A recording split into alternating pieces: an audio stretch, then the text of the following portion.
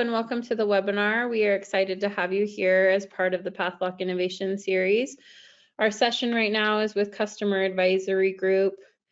Our presenters will introduce themselves in just a moment, but our presentation today is Achieve Cross-Functional Business Participation in Your Risk Identification and Remediation Processes. Great, thank you, Stephanie. To begin with, we'll do some introductions. My name is James Roski. I'm the CEO of the Customer Advisory Group. I've had the great honor of working in this industry of SAP security, audit, GRC, compliance, et cetera, for a little over 27 years now, and have been working with PathLock and the SAP GRC suite of applications throughout that time period to really implement the applications to help customers get the best return on investment and leverage GRC to its fullest capabilities. And that's part of our topic today, is to really leverage the business and get business participation to help with that return on investment. But I'm getting ahead of myself. With that said, Jamie, I'll throw it to you for your intro. Thank you, James. Thank you, Stephanie, for having us back. This is our second series this year, and we appreciate that. And we're very much looking forward to this presentation and those coming in the future. My name is Jamie Frame. I'm the COO at Customer Advisory Group, and along with James, a partner in our company. I've got over 25 years in the GRC security and risk management side of the business, and we are fostering our partnership with PathLock and with SAP. We're looking forward to this presentation. So back to you, James.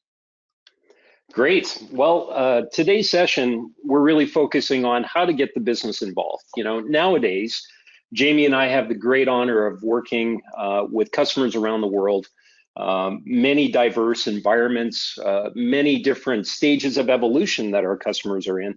And one standard theme that, I like to focus on and really highlight is that in most companies today, the decision-making power, accountability, and work effort for maintaining compliance processes is really performed by a small centralized group of people. Now, back in the old days, having that centralized with an administration team kind of made sense because compliance and security was a very technical process that required a special skill set.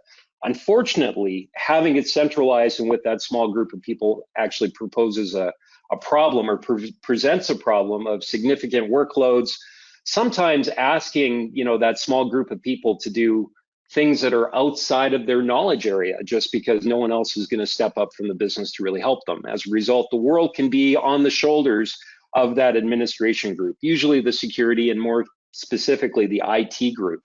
And that's not always a good thing. In today's session, we're going to take a look at how we can kind of change that. How can we distribute the accountability and decision-making power?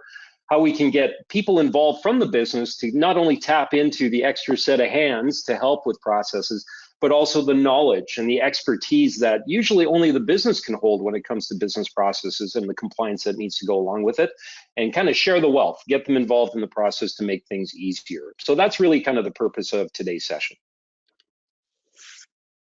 Okay, some of the items that we'll cover, starting with why is cross-functional business participation important for the success of a governance and risk and compliance initiative.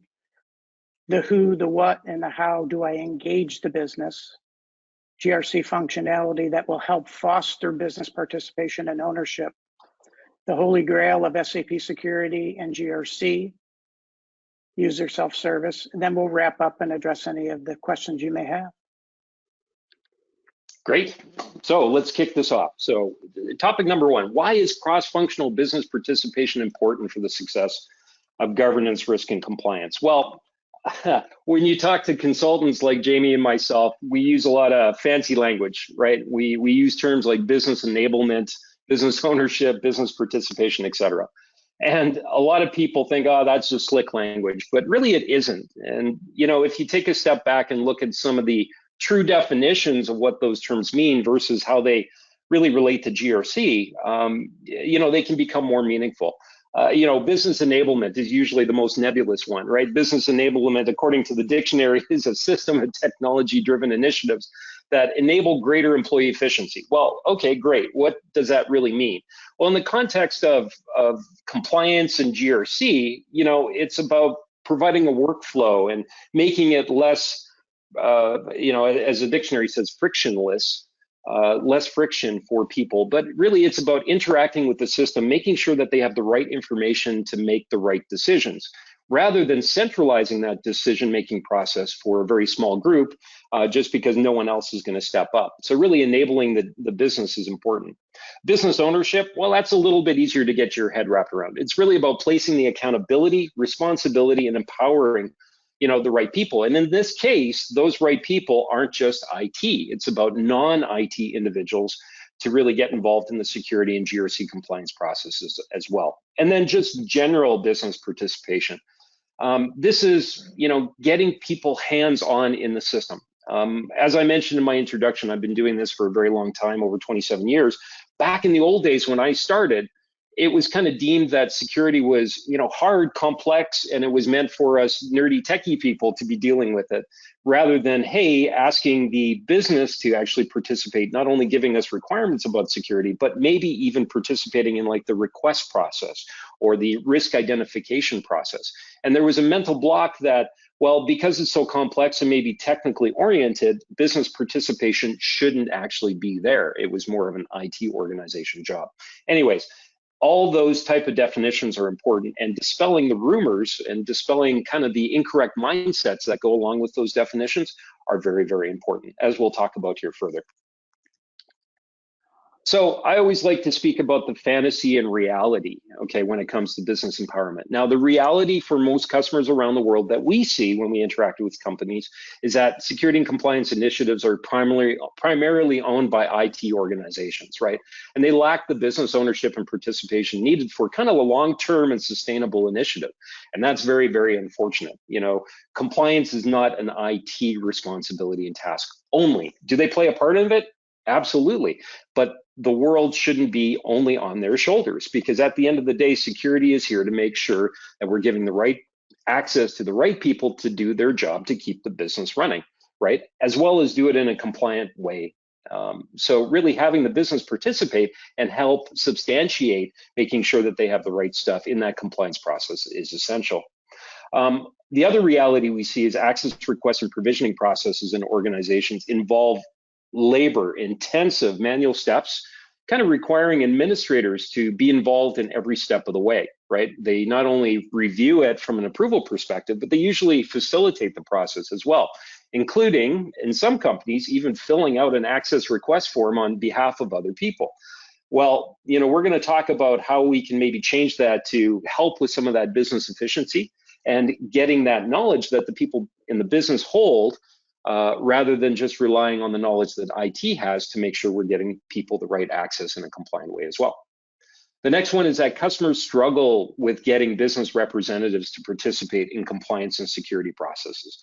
And it's not for the lack of asking, it's just they usually just don't get the support. And although I'm smiling on the inside, I'm crying, or smiling on the outside, I'm crying on the inside when I read this, because that is very, very frustrating for me, because there needs to be give and take, and having that business willingness to participate really is there. And sometimes you need to dangle a carrot to make that happen. And Jamie and I are going to be talking about some of the approaches that we take here in a second to help get that business participation, not because we want to force them to do it, but show the value on how it can make their lives easier through their participation in these processes. And finally, many customers are struggling with the transition from an administrator-based centralized to a highly technical user access process to one that encourages self-service and kind of the scalability that a lot of customers are looking for nowadays, because their environments are growing. Hopefully their user counts or user licenses and are growing as well through acquisitions, or just because their business is successful and they're bringing on new employees.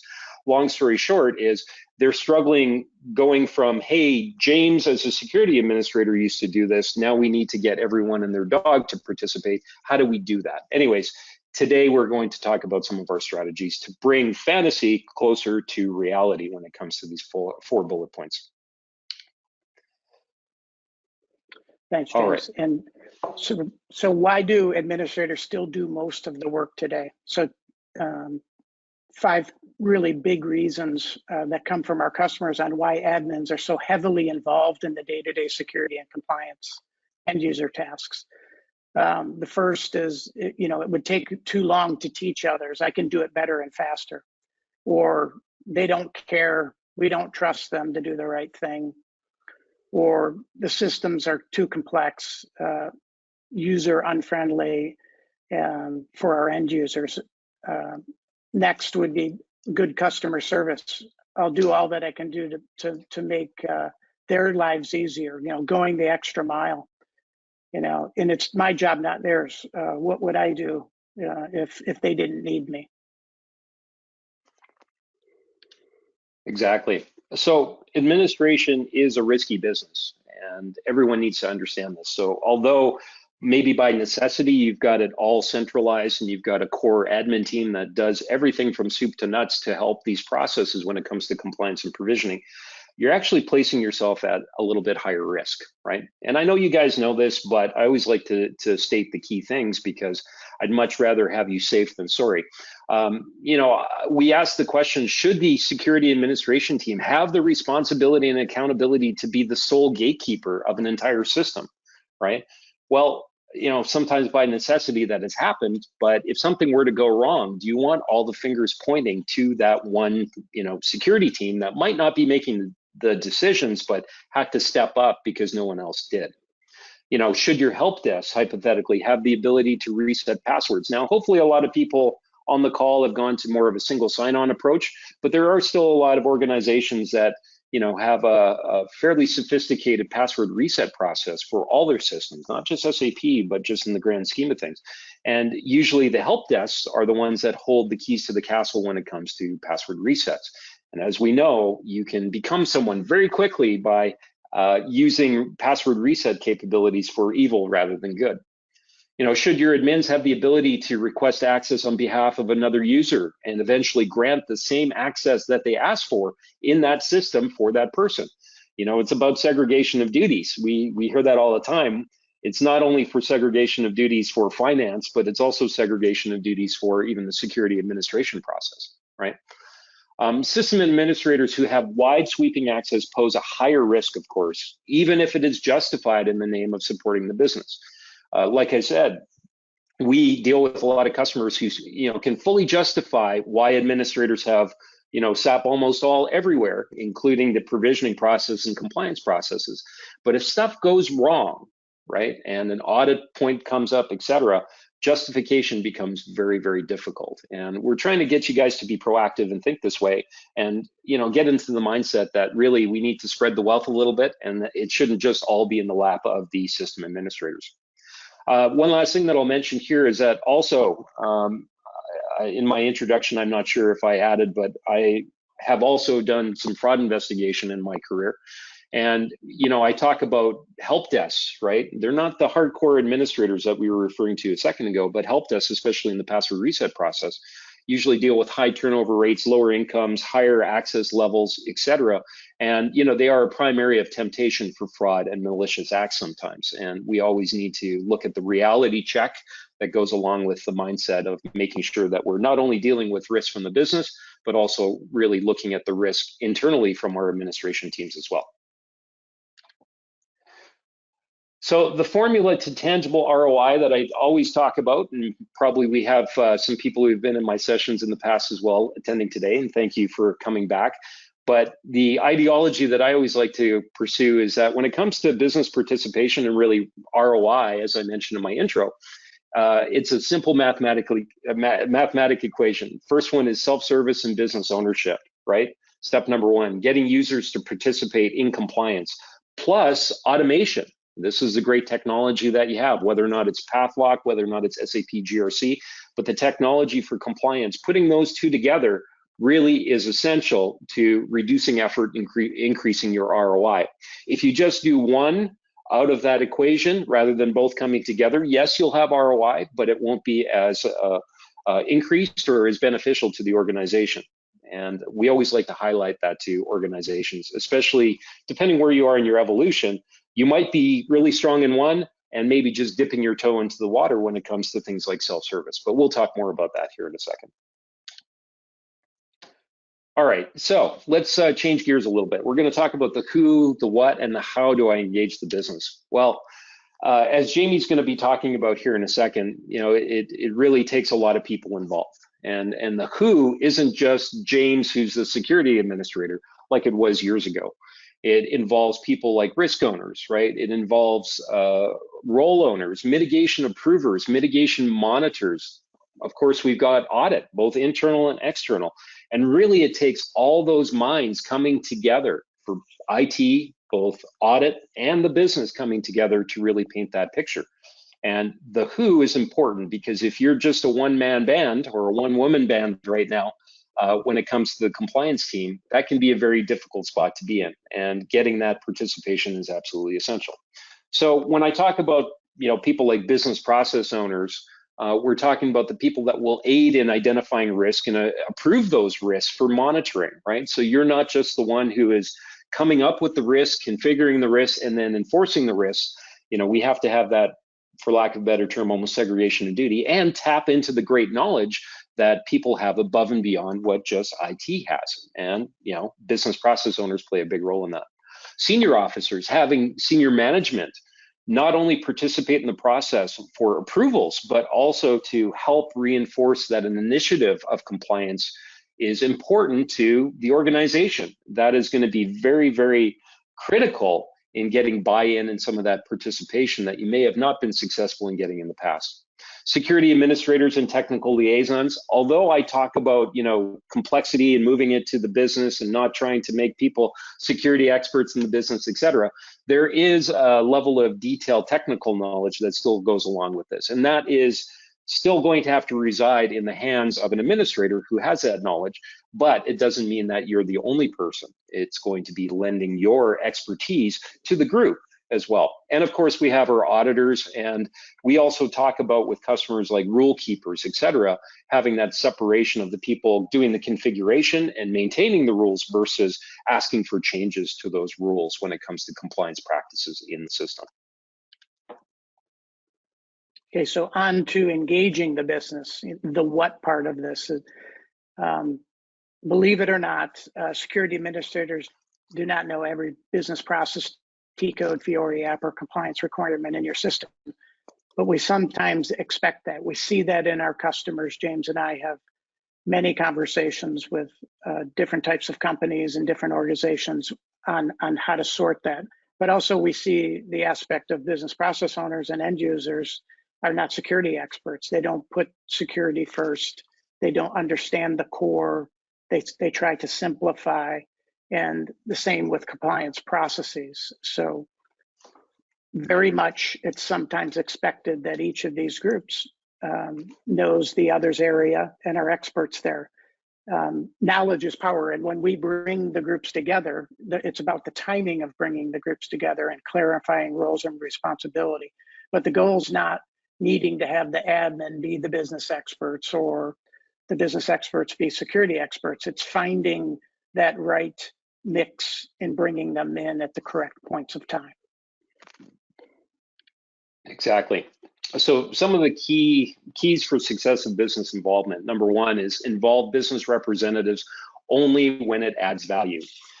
I know that sounds like common sense, but we go into a lot of organizations that are coming from a very centralized group with no business participation, and they know they need to change, and they want to kind of overcompensate, right? They want to go from 0 to 100 in one step by involving the business as much as they can in every aspect of compliance, security, et cetera.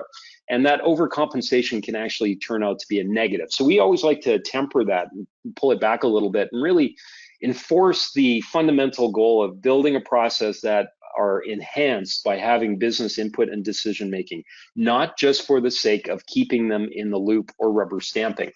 I use that term rubber stamping quite a bit because, when we go in and we look at compliance processes, customers always say, oh yeah, it's always approved by the, the controller of the organization or the monitor, or whatever you want to call it. And when you start peeling back the onion, we find that yes, it goes to the controller, but do they really look at it? Do they know what their job is supposed to be at that level of participation? Are they interpreting the data to make a good decision, or are they merely getting 50 requests in a week and hitting the approve button, right? That level of participation of simply rubber stamping doesn't add the value. right? As well as just keeping in the loop. We interact with customers that say, oh yes, workflow. Well, Sally, it always needs to go to Sally, every request. And we say, well, okay, great. Why? Well, Sally wants to know what's happening. Well, that really isn't the goal of business enablement. You know, we have different ways of keeping Sally in the loop, not necessarily forcing her to participate in a process where she's not truly adding value and only looking at the information that is kind of flying by. Number two is proactively provide the information they need to make a good, educated decision. Once again, it's common sense, but sometimes people lose sight of this when they're designing their GRC processes, and more importantly, even configuration of the systems that they're using.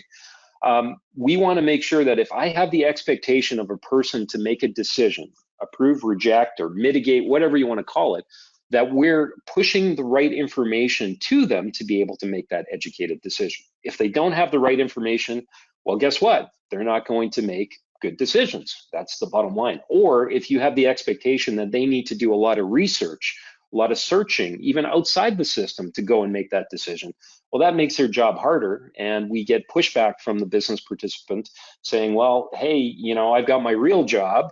I now have to do so much extra work just to be able to click that approve button. And that doesn't add value to a system, and it's not long-term and sustainable. The last one is keep the process simple and efficient. Once again, common sense, but I think very poignant. Streamlining the approval process to prevent additional and time-consuming steps is very, very critical for your applications of GRC. That includes workflow, that includes, you know, utilization of Fiori apps or web-driven approval type of processes where they can go and do something in an efficient and effective way and not having a volume issue come their way. Because if they went from, I don't have to do anything right now, I don't participate in the process, to, hey, now I have to approve 50 things a day and I have to spend 10 minutes on each one of them, I don't have the time to do it, that's really going to be a deal breaker for a lot of this success in getting the business to participate. So the power of the approve button is something I always like to talk about. Business participation doesn't have to be hours of additional work necessarily, right? It's about leveraging the technology that you have, and I have some screenshots here of SAP GRC, where, you know, if I want to incorporate a manager hypothetically in an approval process for access, it doesn't mean that they need to learn a brand new application. We have to give them tons of access into SAP security to do research. Merely, it can be a factor of, hey, now you just hit the approve button or the accept button, what have you, in the application if you think it's okay. And if not, if it isn't okay, well, let's build in some processes in the workflow where reject doesn't mean stop and cancel everything, but maybe it's a reject saying, hey, I'm not in favor of this. Maybe there are some alternatives that we need to put in from what you're asking for. And that's really the power of the approve button that I think is underestimated in not only the process, but also the audit trail. You can see the audit log is also important there too. And that's kind of behind the scenes for us audit types where, you know, when a person clicks the button, well, it's about spreading that accountability that I mentioned too, saying that, hey, it wasn't James, just the security guy that approves everything. Now it was their manager for the specific person in this request. And that adds the credibility and insight that, you know, both internal and external auditors are looking for when it comes to a compliant provisioning process. So continuing with engaging the business and additional teams and resources. The famous guru, James Rowski, often says it takes a village to build a good rule set for SOD compliance and appropriate mitigating controls. But it's very true. It's there's many different people needed to participate in the rule definition portion of the project, but you know, it brings in the diversity, it brings in the expertise, it brings in the different perspectives and priorities and technical detail that's required. That's a given. Many types of teams or resources that are required are business process owners, audit and compliance representatives, security auditors, GRC rule keepers and administrators. But as much as it is important to identify these resources that need to be involved in their portion of the workshops that are run, it's understanding when to bring those resources in and to often engage very early on. A good example is in the second bullet around auditors. Auditors in a lot of programs or organizations are brought in late in the game. Our approach is always to include them early, get them involved, and have all of these categories understand clearly what their expectations and roles and responsibilities throughout in the development and test phases, but also the ongoing. So let's transition now to engaging the business, the how. And there's an old and the ineffective ways that a lot of companies tried to get participation, and I call them the 4 Fs. And those 4 F words are fear. They try to entice the business to participate with the fear factor of saying, hey, the big bad auditors are going to come after you if you don't participate. Well, that doesn't work. The next one is force. You need to sign this approval form or your team member will not get the access to do their job. That was also a mechanism that, including myself back in the old days, used to use to get that mandatory business type of participation. Favors. You owe me one. If you help me, I will help you someday. That's also a very tough and slippery slope to live when your security organization is kind of begging and pleading and asking for favors to get that participation that they need for building requirements and building participation in critical processes. And then finally, forget it. And this was one of the important ones that kind of built this small administration type of concept that we're trying to break out of, is that, if you won't make the decision, then I'll make it for you, right? I've gone into a lot of companies where they say, hey, no one wanted to step up, therefore IT had to do the job. And maybe it was an interim job that just happened to be interim for the last 20 years because they couldn't get someone else to do it. Anyways, these 4 F words are the old and ineffective way, and we need to kind of transition that. And the transition, what we recommend and we see a lot of success around, is number 1, senior management support. It starts at the top, okay?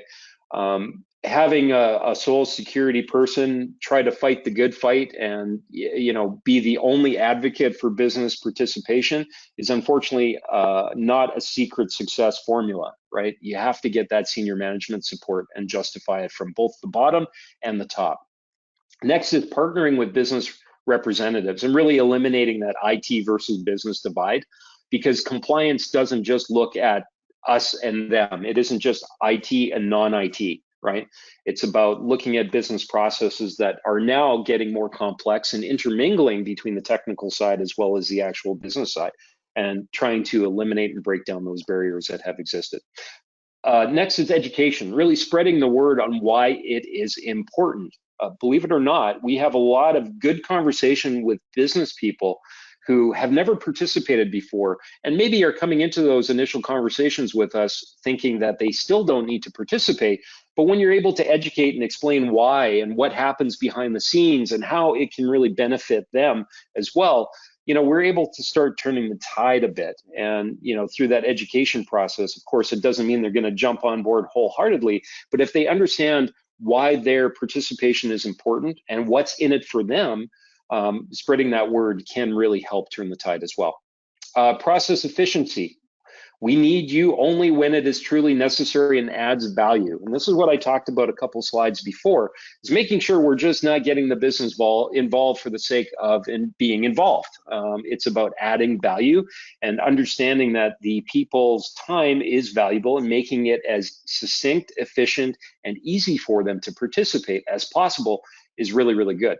It isn't about spamming them with all kinds of emails generated from the system. It's about thinking as if you were that end user in the business who is being asked to now participate in a process that is foreign to them and new, and making sure that A, they understand the value, and B, that we're using their time efficiently. And then finally, benefit and ROI realization is that there is tangible benefit in doing this, whether or not it's better identification of risk, whether or not it's more appropriate security access for the business rather than the whole back and forth and frustration.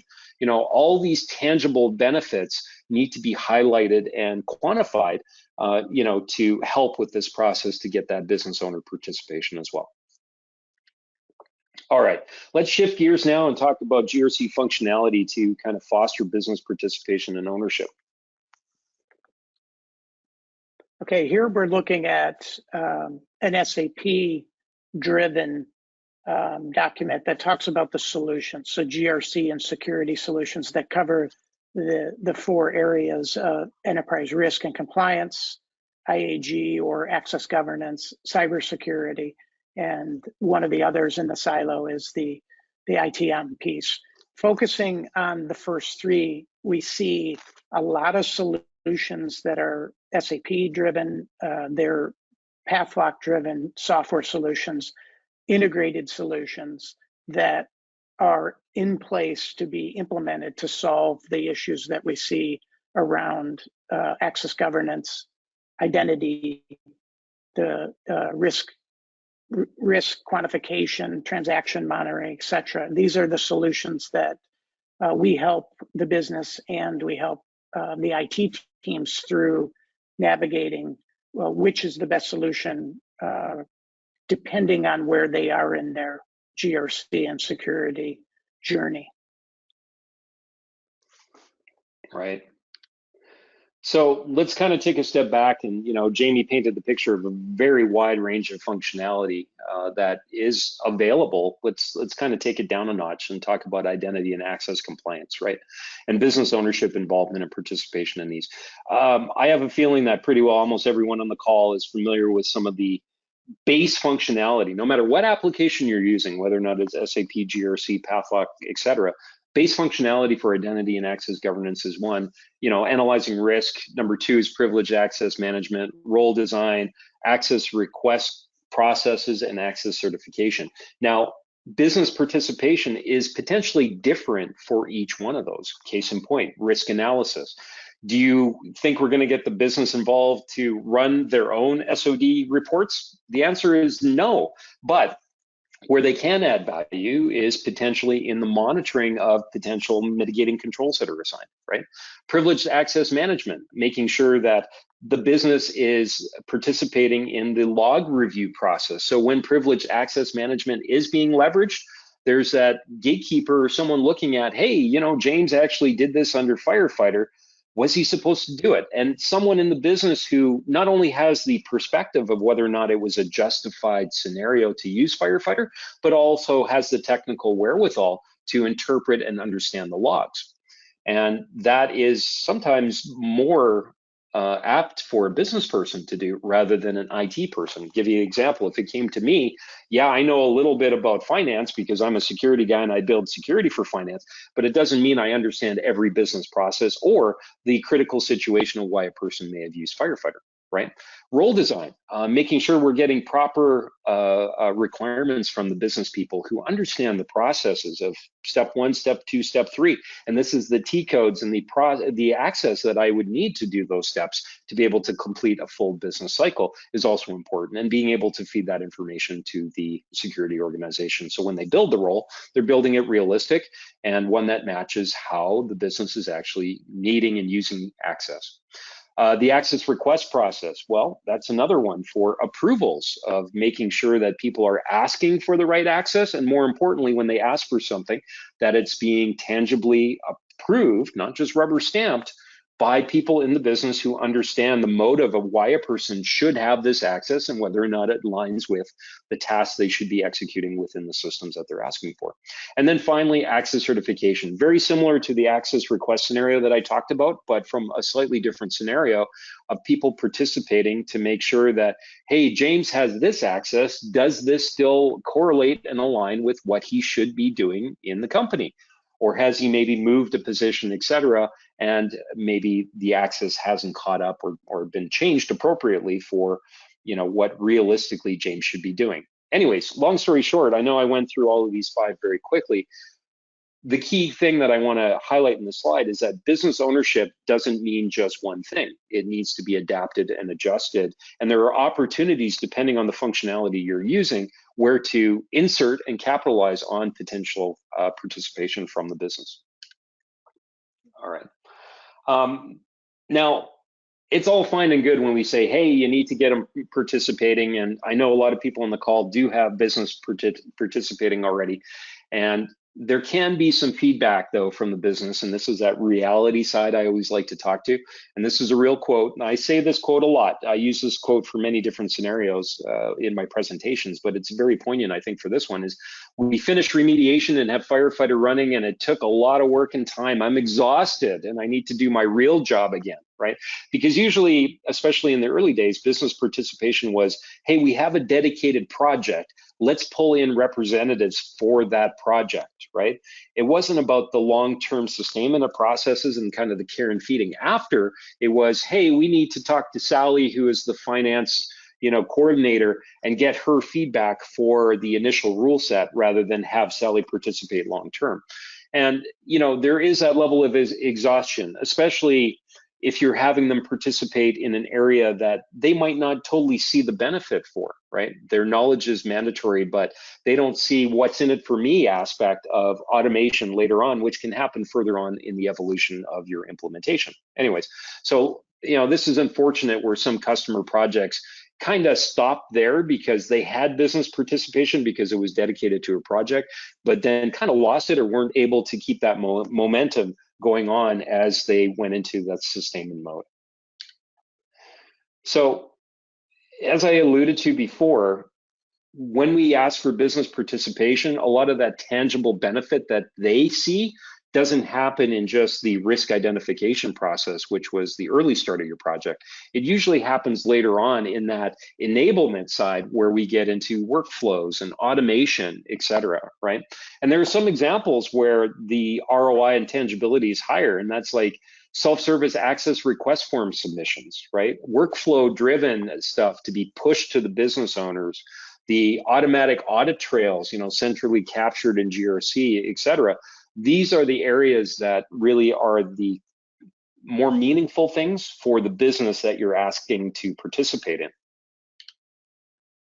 And as a result of that, this is also another slide I speak about on many different levels of implementing GRC and processes, is that it's a journey, not a race, right? We go into organizations that are very single administrator team, and they completely agree with everything that we've talked about, and they want to say, gosh darn it, James, let's do it. Let's immediately transform our identity and access processes to be fully self-service, coming from where it was only done by administrators to wanting to jump off the cliff, so to speak, to do the full self-service immediately. Well, in situations like that, that might not always be successful for companies. And there needs to be a gradual is maybe a strong term. There needs to be an evolution at a rate that is aligned with how you guys can manage change and how you can bring some of these people from the business on board to be able to not only buy in, but also participate. And that can be different from company to company. And your internal cultures better than anyone. The key in what I'm getting at is, to help push that evolution along, right? And to not use the 4 F words that I talked about before, but some of the new strategies of getting buy-in, senior management participation to help that evolution not only continue, but maybe at a little bit faster rate that makes sense for your organization. All right.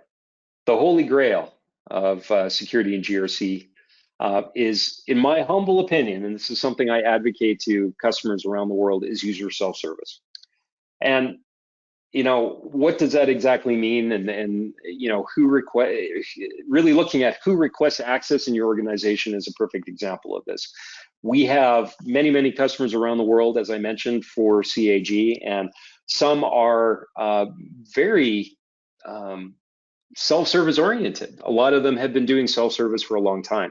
And then there are other organizations who are in the mindset of, well, this is way too hard. We've never allowed people to ask for role 1, 2, 3, 4 because our naming convention is really complex. There's a Z and there's a colon, and teaching the end user population to ask for their own roles would be too hard. Anyways, I've heard all the excuses under the sun, but I really challenge everyone on the call is to, why are you not leveraging self-service for the business? And when I say that, it isn't just the business approvers, but self-service even for the end user community, right? and leveraging some of the functionality that your GRC suite software can provide, such as there's a whole new way of searching for roles. You don't just have to rely on that maybe cryptic naming convention that you still have within your security infrastructure, right? You can search by all kinds of other things via the system, allowing users to see the status of their requests rather than having to pick up the phone and call the help desk or the central team to say, hey, I asked for access 5 days ago. Do I have it yet? Simply enabling them to be able to look at their own status of a request can be part of that evolution or that baby step to get towards a more self-service oriented thing, right? Even functionality that a lot of people don't apply to, self-service, et cetera, but making infrastructure easier for people to use, not, layman people rather than just a security team, are things like leveraging business roles to, simplify security complexity that you might have. And we're not suggesting redefine your roles, but you can almost mask some of the complexity that you have in your infrastructure and add that new layer of a business role to simplify it for the end user community without having to recreate the wheel when it comes to security. And then finally, allowing approvers to not just reject or approve things, but build in some error handling, to resolve request errors, because, people are not going to ask for the right thing all the time. And making them frustrated because, hey, it went to Sally and she rejected it, now I got to start from scratch, is also another approach to really help foster and break down some of those walls between IT and business by just the error handling and kind of the customer service that can go along with not just the administrators and the people, but the system and the workflow configuration to help foster that. And then finally, password self-service. And as I mentioned, hopefully a lot of people on the call don't even reset passwords anymore. You're, hopefully using single sign-on technology. But for those of you who aren't, leveraging simple functionality, and I use the example of SAP GRC here, of being able to handle self-service and let the system do the heavy lifting, the validation, and the auto provisioning, rather than relying on a help desk having that type of access to do it instead. Because taking the human aspect out of it really can close some of the loopholes in an ineffective self-service process that can lead to fraud, et cetera. And bringing it into the system will not only close those loopholes, but also give you a different level of audit trail and maybe save you some time and money at the same time. All right, so wrap up. Key points that I'd like to highlight from my side, and then I'll pass it to Jamie for his key points, is that the formula for tangible ROI really is self-service, business ownership, plus the automation side. So it's the software as well as making sure that the world doesn't just rely on the security administrator's shoulders when it comes to compliance and making key decisions that really can impact people's access and impact corporate compliance in general. Empowering end users and business owners to participate, in compliance via value-added standardized processes is essential really to long-term reduction of risk and attaining realistic compliance standards, right? It isn't really optional in my humble opinion.